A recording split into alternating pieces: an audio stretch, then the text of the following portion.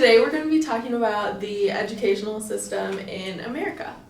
My name is Jade, and I'm going to talk about preschool and elementary school education. I am Brenda, and I'm going to be talking about middle school. I'm Leah, and I'm going to be talking about high school and college. Private schools are usually also a daycare, like private preschools, because they have all ages. It depends on the facility, though. So, I know a place that's like infants all the way to pre-K, but it's like I said, it just depends, and it's also open all year. There's no summer breaks, because it's like a daycare. And then it's privately owned, which would be there could be one in multiple states, but it's still owned by that one specific person. And then since it is a private school, there is a tuition involved, and it depends on the school. Once again, it could be paid yearly, or you could pay it weekly.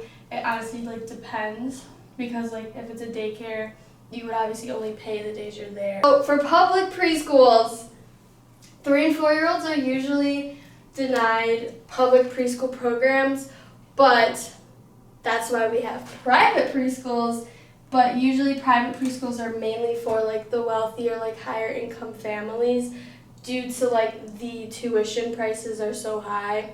But lower income families, there is public preschool opportunities for them. But usually if you're at a public preschool, it would be from the 5-year-old, no, 4 and 5s, that type of range, because they're going to be in kindergarten next year. So some elementary schools offer preschool. It just depends on the school. So now we have elementary school. For private, usually there is a tuition, as all private schools have a tuition, because they are not funded by the state. And so they have to come up with their own ways to make money for the school to keep running. So that's why public schools have a lot of fundraisers, or this and that, and that's why there's also tuition, because they're not state funded. And then usually you have to be accepted into a private elementary school, but it's kind of different when you go to higher education for the acceptance. So that will be explained more later. And then there's different types of private schools where you would start at elementary. So there's boarding schools, which is when you get sent away.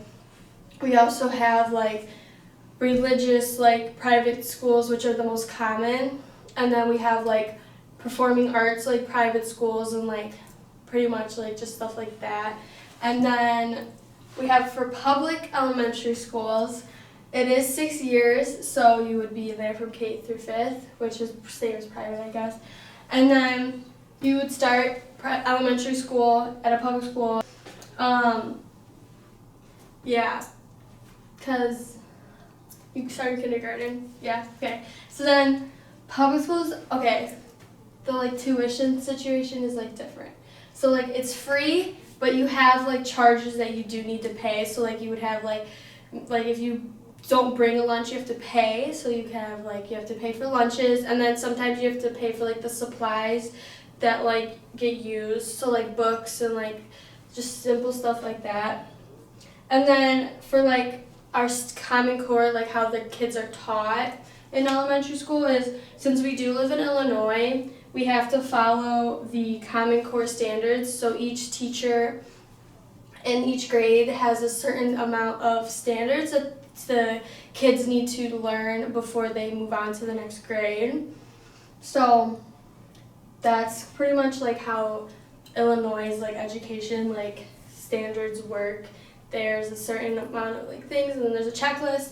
And also in elementary school, in 3rd grade, you start standardized testing, which is testing you on these Common Core standards that you're being taught. Thing how elementary school is with public schools, there's usually one teacher in the room at all times. But if you're in a private preschool, or I know I'm going back to preschool, but if you're private preschools, are usually there's 2 teachers for preschool because of the ratio. But since the kids are older in elementary school, they're more able to be calmer, and you won't need as much eyes in the room. And the way they're taught is pretty much you sit in a room for one full day, pretty much, and you learn. But obviously the lower education, the lower grades, kindergarten, 1st and 2nd, they have a lot more breaks, and sometimes kindergartens are half days, so you would only go for like half a day, and then but there's an AM and PM class, and like you have recess K through 5th grade, so they all get a break, but you pretty much are sitting in one classroom all day with like one like elective. Each semester it like changes. We come to middle school, which is usually around the age of 11, and then you get out. Depending on the school, it could be 2 to 3 years, so you can go from 11 to like 15-ish years. So then, between public and private schools, class size is one of the big things because public schools have to accept every kid, while private schools can decide who to take and who not to take, and this just depends on testing or whatever they gotta do to decide whether the kid is worthy enough for their school. So class size is one thing that is a difference between public and private middle schools. Another thing is the school day, just because some private schools have the religion component to it, so they make their kids go to church or like go watch religious events here and there. Plus, they also have to follow the same curriculum as a public school, so they have to implement all of that into their whole school day. That's why their school day can be shorter than in a private school. That takes us to the after-school activities. Just because they still have to follow the same curriculum, kids usually start their after-school activities during middle school, just like sports, extracurriculum activities. Also, another thing is that sometimes, depending on the schools, for private schools, they're combined. So they go with, like, they kind of combine the elementary and the middle school together. So they're in their private school for, like, over 6 years. And they don't go out into, like, public schools or once they're ready to move into high school. This is where some kids transfer out to public schools, so this is the first time they're out in the real world. Also, teachers for private schools, because private schools can technically run like on their own or whatever, they don't really need any like financial assistance from like taxes or anything because of the tuition. Some teachers for private schools don't really need a licensed teacher or a teacher license, but most of them have their doctorate's degree.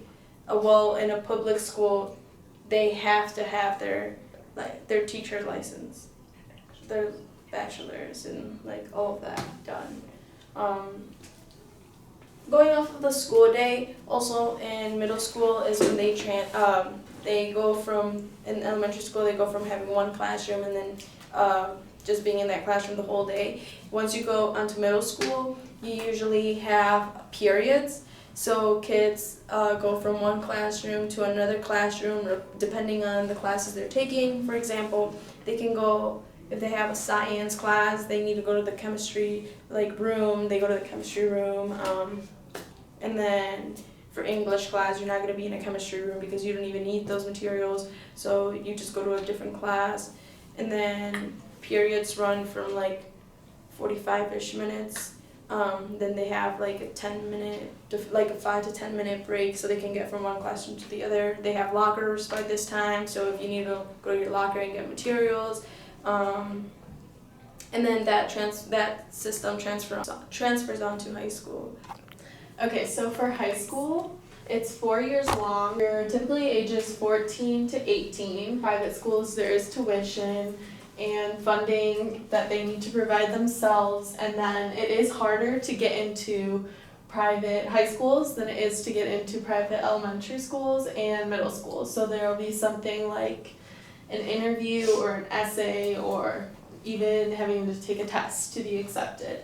And then religion becomes even a bigger part of private school and high school because that is where they get a lot of their funding from. So then for public schools, it's still free. There are still costs that need to be paid for each student, but there are ways like free and reduced lunches, so it's really not that expensive compared to private school. And then the funding comes from the state and local taxes. And they also do fundraisers and stuff. So it is a little bit similar to private funding, but they get a lot more from the state. The state can see how much money they need to keep funding the school and to see if they're meeting the needs. And then about your junior year of high school, your third year, you will take the ACT or the SAT test, which is a standardized test that will help you get into college. So there are different types of college and schooling after high school. You can go to a community college, which is typically you attend it for a shorter amount of time, or you can go to a university where it can either be a public school or a private school as well. So private schools are typically more expensive, and then the public schools are typically like a state school, so they're less expensive for people who live in the state. And then you also have the option of going to something like a trade school. You can go to the trade schools for things like welding, plumbing, and electrician jobs and things like that. There are different types of degrees if you go to a typical college, like not a trade school. So you can get an associate's degree, which you only need 2 years worth of schooling, or a bachelor's degree where you need 4, a master's where you need 6, or a doctoral degree where you need 8 or more. But these are just like the general timelines of like, that's the goal. You can get it done in 2 years for an associate's, or 4 or 6 or 8. But it just really depends, and that's like the minimum amount of time. At preschool, because it was like a daycare as well, and I was like there all day. Yeah. And then I went to elementary school. So then, the elementary school I went to was actually a K through 8 school. I went to the same like school the entire time I was in elementary and junior high. So then I went to high school, got my diploma. Now I'm in college. I go to a community college. I'm on my 2nd year. I'm going to get my associates next year. So my 3rd year of community college, I'm going to graduate with my associates. And then I'm going to go to a university. And the university I'm actually going to is private. Then I'm going to get my bachelor's degree and be a teacher. Okay, so I went to a more public preschool, and then I moved to a public elementary school. And then I moved to middle school, which was also public. And then I moved to high school, also public. And now I'm at community college as well. And I'm planning on going to a public university after to become an elementary school teacher. I was actually born in Mexico.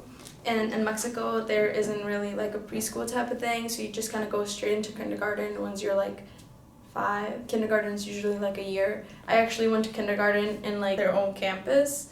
Then once you're ready to move into elementary school, you go to another school, which is like their own building as well. I was there until 3rd grade. It was a 1st through 6th grade environment, but I came to the United States in 3rd grade. Because of my language, I had to repeat 3rd grade even though I had already finished 3rd grade in Mexico. So I started 3rd grade here. In the elementary school that I went to, it was a kindergarten to 6th grade. So I came in 3rd grade, I left 6th grade. Then I moved on to what we call junior high. So we go for 2 years, which is 7th and 8th grade. As an 8th grader, you just graduate from junior high. You also get like your diploma, and we have like a little graduation ceremony, which is kind of like a high school graduation type of thing, but just like in a junior high environment. I graduated junior high, 8th grade, 9th grade as a freshman in high school. I was there for 4 years, so I graduated as a senior in high school. We had our little graduation as well. So I'm currently in community college. I'm planning to be here for 2 years and get my associates in arts. After that, I'm going to transfer out, maybe to most likely a public university, and where I am planning to get a bachelor's and majoring in education. So this was our journey, and this is how the U.S. schooling system works from our point of view. We hope you enjoyed watching our presentation today, and we hope to have you back soon. Thanks for watching. Bye. Oh my god.